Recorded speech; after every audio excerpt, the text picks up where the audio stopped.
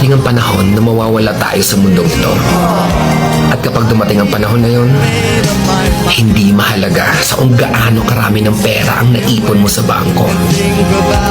Hindi rin mahalaga sa kung gaano ka successful sa trabaho or sa business mo.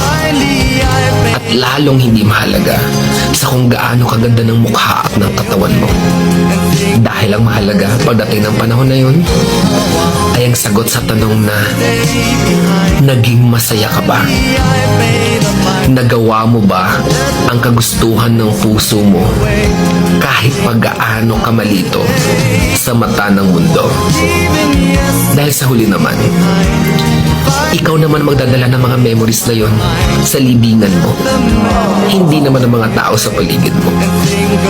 So make sure na bago pa dumating ang panahon na aalis na tayo sa mundong ito, siguraduhin mo sa sarili mo na magiging masaya ka at magagawa mo